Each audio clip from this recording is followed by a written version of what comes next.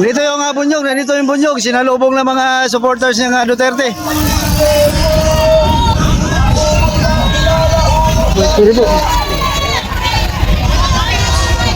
Ayan. Yan o, ang bunyog. So, sinalubong at binarikadahan ng mga kapulisan. Sa likod naman ang mga supporters na ni Duterte, nandito guys o. So, nandiyan ang bunyog. O. Ito na. Salubungan na ito. Salubungan na ito. Oh. Sinalubong na ang mga kapulisan. Dapat ang mga sasakyan ay tinigil na lang sana. Oh.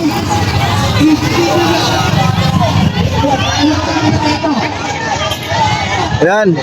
Nandiyan ang mga supporters ng Duterte. Nandito yung mga bunyog. Oh. Oh.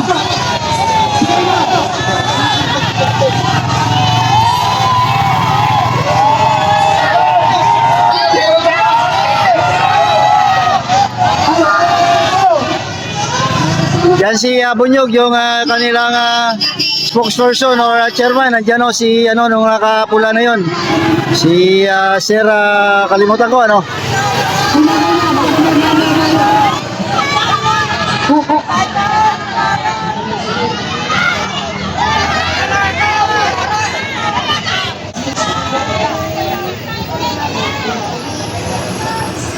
Yan, nandiyan si yung kanilang chairman nagpakalma sa mga tao niya.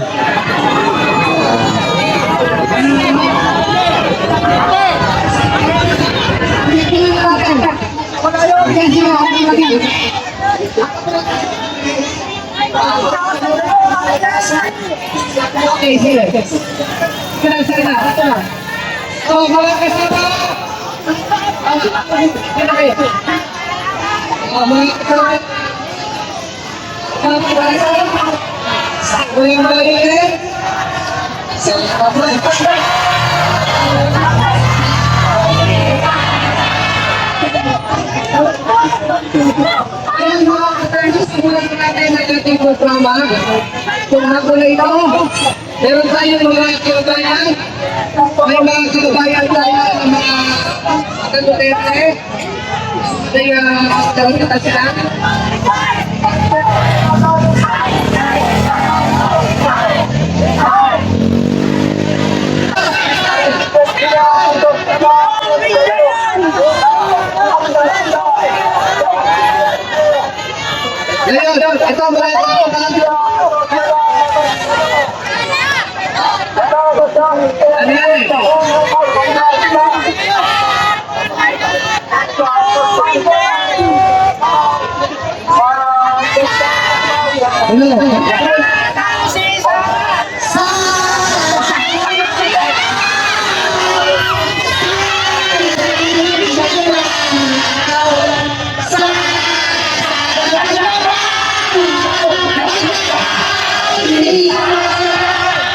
Ito naman, Marcos naman ang kanilang sigaw. Ito naman, Sara. Ito na guys.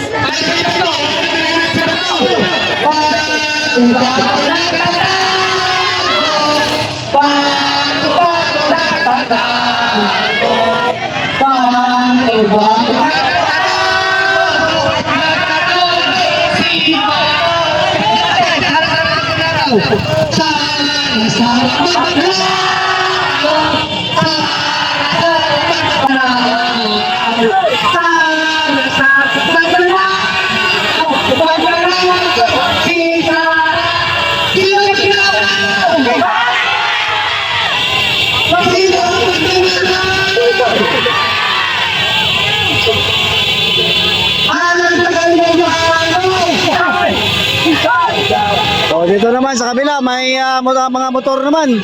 Dito naman sa kabila guys, oh. Sabi mga riders naman ito. Oh, mga riders naman ito. Masaya na dito, oh. Mga riders na naman. So dito, Bunyog at doon mga Duterte. Hala, ito, halo-halo na ito guys.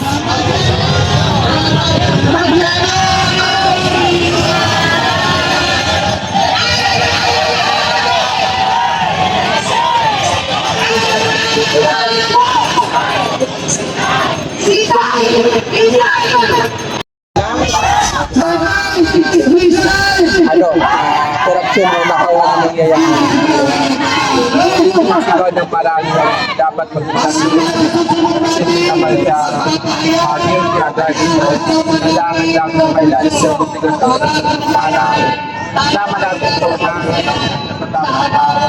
ano pa rin tayo yun pagbato ng kaba ng bayan lalo na ang pinapamalit na ngayon buwan third naman din buwan yung nagkakala kami sa kabayan dahil pa ako lang ano data nag-message yun sa panahon Vice President Sara Duterte ito bagay sa kita dinalipyan kasi talagang papunay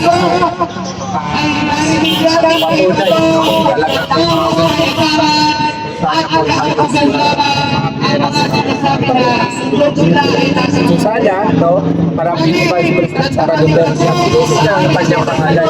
Uy, survive! Hindi tayo diyan. Tayo magregala mga kabayan. Papasok din ng trabaho. Pauwi na. Sabi, kahit kasi bali, may iba yung protesta. May Duterte, may podium, may mga campaign. City kasama Pinantay mo pa gano'n yung pinantay. at Sara Duterte. Hindi na lang siya ni Duterte.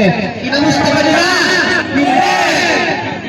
Ngunit si Pia at Cayetano na ngayon ang may karapatan na magdama at umiyak-iyak. Pero alam naman po natin mga kasama, mga kapatid, na mag-iyak si Pia at Cayetano ay luhang buhaya. Hindi naman po totoo na yan ay nanununod sa kalagayan ng mga Pilipino. At pagkatapos po nito ay pinipilit naman pagkatapos na makaluha ni Alan Cayetano ang Senate Presidency, ang pagkakaroon ng Senado ay agad-agad nilang pinatakas at sumago. At tinangka ng grupo ni Alan Cayetano dapat botohin, makaboto ang mga senador, makakaret at nagkakado sa pamagitan daw ng online voting. Papayag na tayo doon! Pagboto ang mga aksinero, isipin nyo po, mga kabayan, mga kabulog, mga kasama, mga kaboto, kahit hindi pumapasok sa trabaho. Samantalang sa isang manggagawang Pilipino na nagtatrabaho ng 8 oras, no work, no pay. Ito po, kinukubra ang sahod. Daan-daang libo, milyon-milyon ang ginagastos sa mamamayan Pilipino sa mga institusyon kagaya ng Senado at Kongreso. Pero kung gusto nila, makaboto kahit absent. Papayag pa kayo! At dahil nabitos ko Alan Cayetano, ang ginawa ngayon ay hindi na tumapasok. Hindi pa man nalilipasan ng mga araw, ay ito na naman ang Senado. Inares ito si Jinggoy Estrada sa kaso pananahalibo. Ngunit hindi mo ang mga protektor si Jinggoy Estrada. Ang mga kasamahan niya, mga senador, kagaya nila Alan Cayetano, nila Marcoleta, Robin Padilla, at ang mga tinatawag na Duterte senators.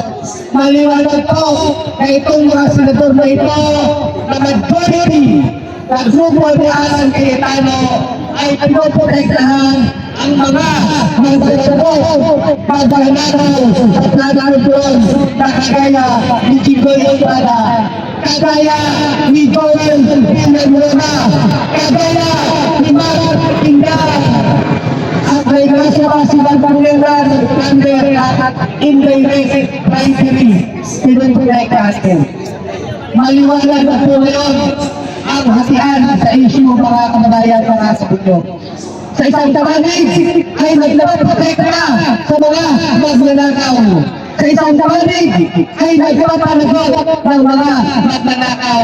Mga kasama, mga kababayan, alam natin ang tama at mali. Alam ba natin ang tama at mali? Alam natin, sa isang karaniwang Pilipino, kapag nagnakaw ng kasamlaga ang sardinas, ano ang nangyayari?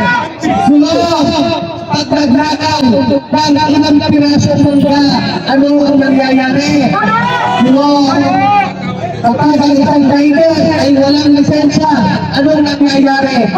Huli, nauhuli mo. Pero, ang mga nagnakaw ng daan-daan milyon, nakukunan na protektado, garantado, protektado ng mga kuleta. Ang tanong natin sa majority, magkano ang presyo na inyong pagprotekta sa mga magnanakaw? Ang kapalit ay umaasa sila na mananalo si Sara Duterte sa 2028. Pagka naman naging presidente si Sara Duterte ay ma-absorb na ang mga gaya ni Jinggoy Estrada. Ma-absorb na ang mga gaya ni Donald Villanueva at maraming mga magnanakaw. Gustong-gusto yan ng mga Duterte. Pag presidente na naman daw si Sara, makakaunti niya si Harry Roque. Si Harry Roque, na brother. Si Harry Roque, na maraming kaso sa Pogo, makakauwi na si Roque. At marami pang mga katiwalian, mga kabulado, mga kabayan. Kaya mo tayo dito ngayon ay nagpapahayag, hindi natin papayagan ang mga tamad at sinerong mga senador. Kaya ganoon, mga kasama, tayo ay nananawagan. Alagayin ang ano? Resign!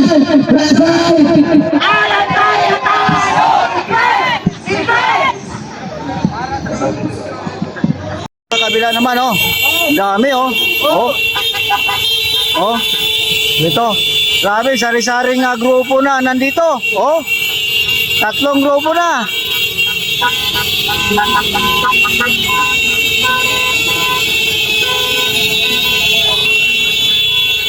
Tapos dito, Bunyog, no?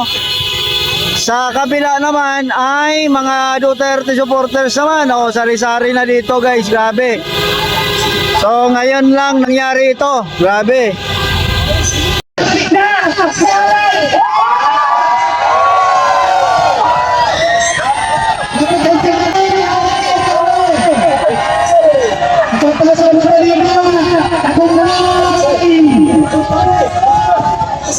Ang bagong Senate President ko ay hindi gagalan.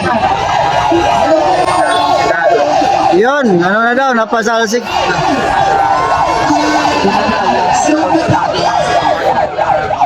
Sa gawa ng kilos sa kaliwa kanan harap likod na tayo dito sa dapat ng kung saan maibigan natin. So yung pang grupo simula ng ng araw na halos dito sa traffic dahil sa sila Senado. So ngayon kapag-pagintay nila at dapat no, na tayo discover iniimbestigahan pa tungkol sa pagkakagawa ng bayan. Ang